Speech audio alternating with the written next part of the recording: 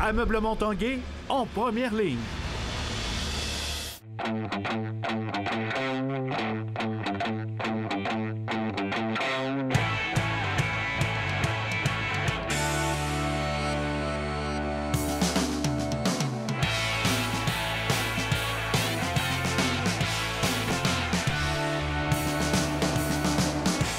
Salut, ici Jonathan Fournier, bienvenue à l'Esprit sportif. Aujourd'hui à l'émission, on vous parle d'un athlète de la relève en vélo de montagne originaire de Saint-Féréol-des-Neiges. On a également des nouvelles du côté de l'organisation du Blizzard du Séminaire Saint-François en hockey midget 3A. Mais tout d'abord, parlons de course automobile. La fierté de la Beauce, Raphaël Lessard, est de retour en série Cars cette saison en Super Late Model. Il est déjà un vétéran sur ce circuit, lui qui n'aura que 17 ans dans les prochaines semaines. White flag in the air for Raphaël Lessard. Raphaël Lessard is a Cars Super Late Model Tour winner in Hickory. Lessard now moves to second with 14 laps complete. Raphaël Lessard is a Cars Super Late Model Tour winner in Hickory. Raphaël Lessard, re-bienvenue à l'Esprit sportif. Merci. Raphaël, ta saison 2018 est venue avec quelque chose qui est nouveau et important dans ta carrière. Tu as changé d'équipe. Kyle Busch Motorsport, j'ai changé, je suis rendu avec Kyle Busch Motorsport. C'était la chose à faire cette année parce que Toyota voulait que je cours pour Kyle Busch, puis Kyle Busch voulait que je sois assis dans une de ses autos à temps plein en Super Late Model cette année. Fait que disons, ça a bien tombé, les deux voulaient, fait que ça a très bien tombé. Toujours aussi bien supporté par Toyota? Oui, toujours aussi bien supporté.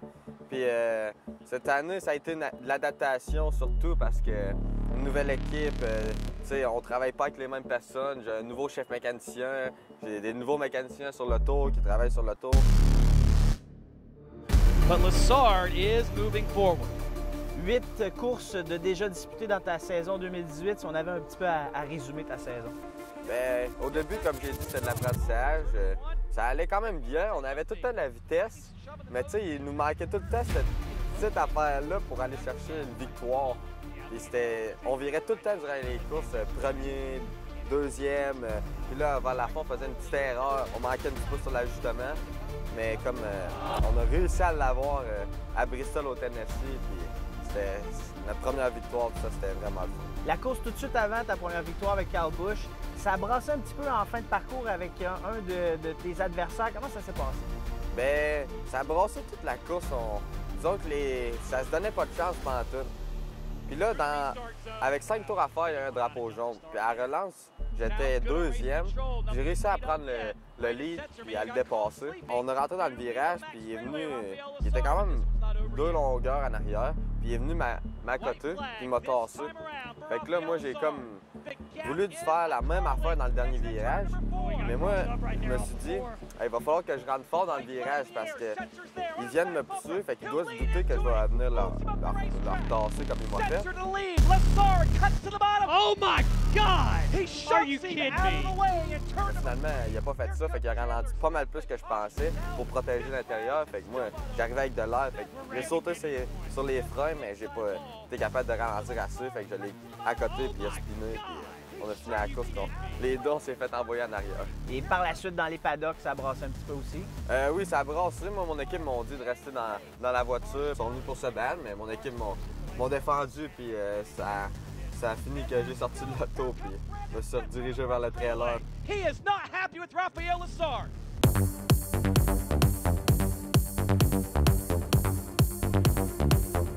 Quelques jours plus tard, première victoire avec l'équipe Kyle Busch. Comment ça a été? J'étais deuxième, vu qu'il y en avait un qui était vraiment vite. Mais il forçait vraiment beaucoup. Fait que je me disais, c'est 100 tours, je vais essayer de ménager un petit peu plus mes pneus que lui. Fait que je vais le laisser y aller. Puis à un moment donné, il s'est comme accroché avec un retardateur, un lapin. Là, j'ai dit, c'est ma chance de le redépasser. Fait que je l'ai redépassé. Puis j'ai mené toute la course. Sauf que à la fin, avec 5 tours à faire, il y a un drapeau jaune. On dirait que quand on est premier, il y a tout le temps un drapeau jaune à la fin qu'on veut pas avoir. Donc on reprend un nouveau départ pour 5 tours seulement. C'est ça. Puis là, c'est là, dans ces choses-là, que ça brasse tout le temps. Fait que là, je me disais, faut que je fasse le meilleur départ que j'ai jamais fait parce que faut que je m'éloigne le plus possible direct en partant pour pas qu'il soit capable de venir essayer de me chercher. Ouais, me chercher ou me tasser. Fait que là, j'ai réussi à faire un bon départ, puis on a passé la ligne d'arrivée en première place. C'est une de mes pistes préférées, Bristol. La vitesse, c'est la plus vite piste qu'on fait cette année. Fait que c'est une des grosses courses aussi, fait que c'est vraiment plaisant. Les 2 dernières courses, on a une victoire, une 4e place, qui nous a mis en tête du championnat. Un championnat, c'est le fun à faire parce que même si tu gagnes pas, ben, tu as des bonnes positions et tout, ben, tu restes bien classé et tout ça. Tu regardes vers l'avant, Ouais. tu t'améliores sur la C'est ça. prochaine. Là, tu as une espèce de petite pause en plein milieu de la saison avant de retourner aux États-Unis, courser à partir de fin juillet. Il reste une dizaine de courses à faire. Et tu vas peut-être profiter de ces semaines-là pour étudier pour ton examen de conduite. Ouais, j'ai pas le choix parce que ben, là, j'ai 16 ans, puis je vais avoir 17 ans le 5 juillet. Puis là, je suis rendu dans mes examens de conduite théorique, pratique. Théorique, j'ai entendu dire que c'était quand même... j'allais étudier, fait que là, j'étais en train de finir... C'est ma dernière semaine d'école, puis là, je suis en train de finir mes cours, puis d'étudier là-dedans, mais d'étudier aussi pour passer mon examen parce que j'ai hâte là, de pouvoir conduire tout ça sur la route. Donc, je vais te souhaiter bon succès pour ton permis de conduire, mais surtout sur ta saison sur le circuit Cars. Merci beaucoup d'avoir été avec nous. Ben, merci beaucoup pour votre temps. Après la pause à l'esprit sportif, un athlète de la relève en vélo de montagne.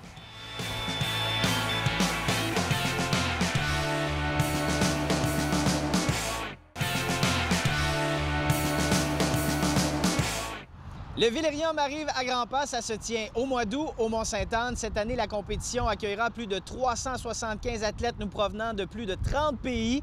Bien sûr, parmi eux, du talent local. Notre collègue André Martin a rencontré le jeune athlète de vélo de montagne âgé de 20 ans, Félix Lompré.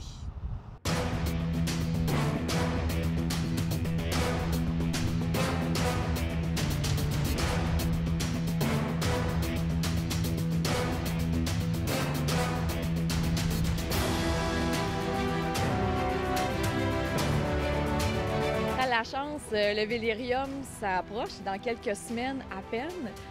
On en est où dans les préparatifs? Bien, justement, on entre sur les parcours maintenant, là, sur le terrain, en préparation de cette édition qui revêt une importance très, très grande pour nous parce que l'année prochaine, nous allons accueillir les championnats du monde.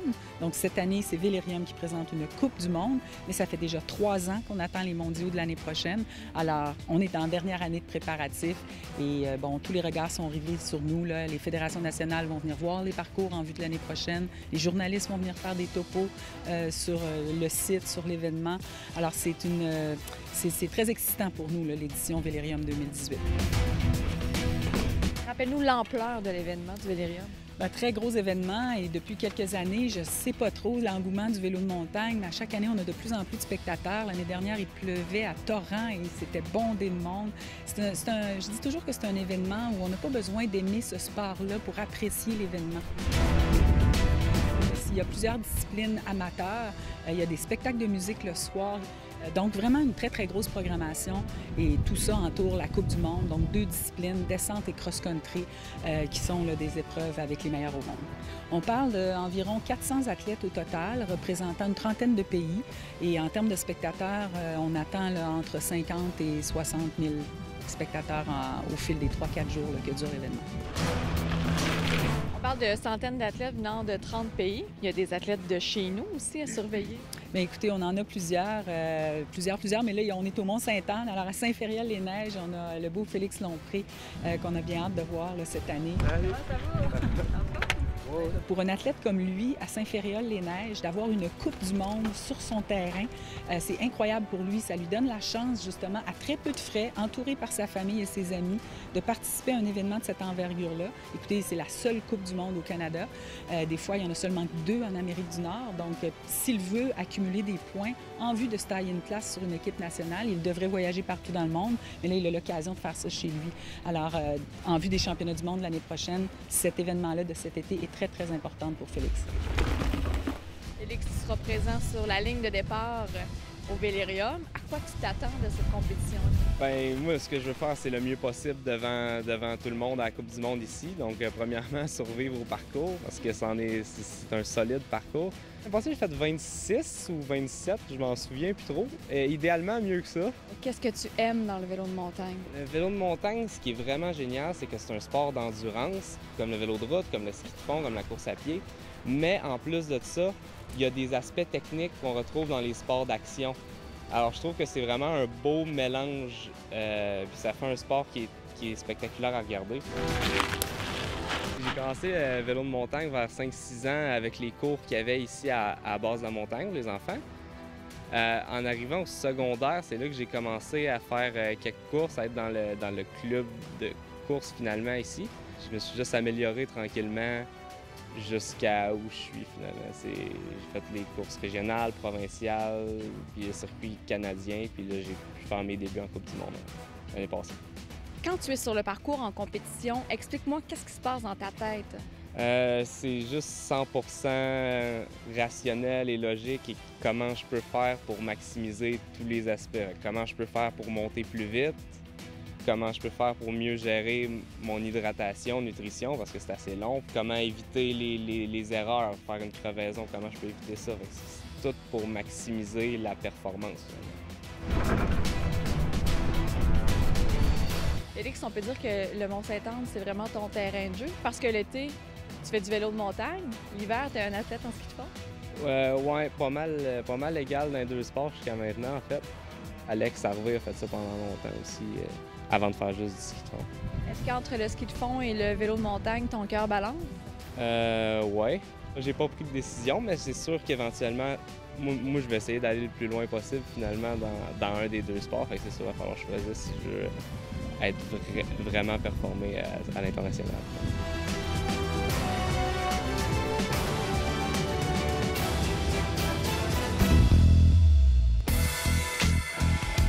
L'organisation Hockey Midget 3A du Blizzard du Séminaire Saint-François a annoncé aujourd'hui qu'Éric Lavigne devient le deuxième adjoint au nouvel entraîneur-chef Frédéric Parent après Alexandre Guérard. Éric Lavigne fut un choix de deuxième ronde des Capitals en 1991, à ne pas confondre avec un autre Éric Lavigne, ancien entraîneur-chef des Remparts de Québec avant Patrick Roy. Après avoir évolué dans la Ligue américaine, il est devenu assistant-entraîneur avec l'équipe de Saint-Georges-de-Beauce dans la Ligue nord-américaine de hockey en 2009-2010. Il a travaillé de nombreuses années au sein du hockey mineur de Charlesbourg et était déjà adjoint au niveau Pee-Wee 3A pour les Cyclones dans la structure du Blizzard. Ici Jonathan Fournier, c'est tout pour l'Esprit sportif. On se dit à demain. Ciao!